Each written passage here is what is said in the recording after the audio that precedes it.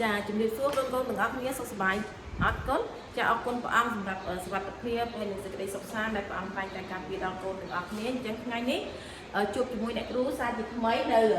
កិច្ចការថ្នាក់ទី4អញ្ចឹងមេរៀនថ្ងៃនេះគឺមេរៀនទី13ចាយើងរៀនពីបំពេញជីវិតការប្រុងប្រយ័ត្ននៅរដូវរំហើយអញ្ចឹងយើងដឹងហើយថារដូវរំហើយគឺជារដូវដែលធ្លាក់ខ្យល់ឬក៏មានខ្យល់បក់ខ្លាំងដែរអញ្ចឹងយើងគួរប្រយ័ត្នប្រយែងក៏ប្រុងប្រយ័ត្ននៅបញ្ហាខ្លះចាអញ្ចឹងយើងគួរតែប្រយ័ត្នប្រយែងដូចថាធម្មតារដូវខ្យល់គឺវាមានខ្យល់បក់ខ្លាំងអញ្ចឹងយើងកតុយបារីឬក៏ស្អីដែលមានបញ្ហាហ្នឹងយើងកុំបោះចោលពីកាលដូចជាកតុយបារីគឺខ្លាចអាចឆាបឆេះឬក៏អ្វីផ្សេងទៀតដែរហើយវាអាចនឹងបង្កជាគិភ័យឆាបឆេះផងដែរហើយសម្រាប់ដូចគ្នាដែរយើងកុំបោះ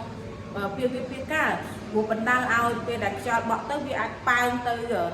ផ្ទះអ្នកជិតខាងឬក៏កន្លែងផ្សេងដែលធ្វើឲ្យមានបញ្ហាអញ្ចឹងថ្ងៃនេះអ្នកគ្រូលើកតែមួយចំណុចមកបង្រៀនកូនទេមកប្រាប់កូនទេគឺប្រុងប្រយ័ត្នចំពោះ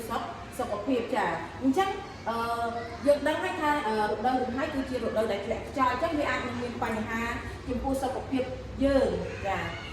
ខ្លាំងដែរគឺវាអាចមានជំងឺអីគេនោះចាជំងឺគ្រុនផ្ដាសាយចាហើយមានជំងឺអីទៀតចាជំងឺក្រហមភ្នែកប្រេះបបោមាត់ចាអញ្ចឹងនៅពេលដែលជំងឺនេះកើតឡើងគឺដោយសារតែវាមានខ្យល់ត្រជាក់ពេកហើយយើងអត់បានញ៉ាំទឹកអីគ្រប់គ្រាន់វាអាចធ្វើឲ្យយើងមានប្រេះបបោមាត់ចាវាឲ្យយើងស្ងួតអញ្ចឹងណាព្រោះអីតែធ្លាក់ខ្យល់មកគឺវាអាចនឹងមានជំងឺប្រេះបបោមាត់ហើយជំងឺក្រហមភ្នែកវាខ្យល់ដក់ខ្លាំងវាអាចធ្វើឲ្យភ្នែករបស់យើងកាហាយឬក៏ធ្លាក់ទឹកភ្នែកទឹកភ្នែកចាសំទោសមិនធ្លាក់ទេគឺជាទឹកភ្នែកហើយនឹងធ្វើឲ្យយើងអាចគ្រុនដាសាយដែរឬក៏ឈួលច្រមុះអីវាធ្វើឲ្យយើងដាសាយចាអញ្ចឹងវិធីការពារចាការពារគឺយើងអាចពាក់ខោអាវក្រាស់ចាហើយក៏ដូចជាពាក់ស្រោមជើងស្រោមដៃនិងមួកផងដែរព្រោះអីវាអាចការពារយើងបានច្រើនដែរពេលដែលយើង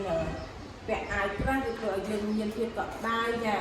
ហើយពាក់ស្រោមជើងស្រោមដៃទៅវាធ្វើឲ្យយើងបាត់ត្រជាក់បាត់ពងាផងដែរចាហើយមេរៀននេះគឺមានតែប៉ុណ្្នឹងហើយអ្នកគ្រូសង្ឃឹមថាកូនអាចចាំមេរៀនដែលអ្នកគ្រូបានបង្រៀនហើយនឹងយើងចេះការពារទាំងអស់គ្នាផងដែរចាសូមអរគុណច្រើនសូមជម្រាបលា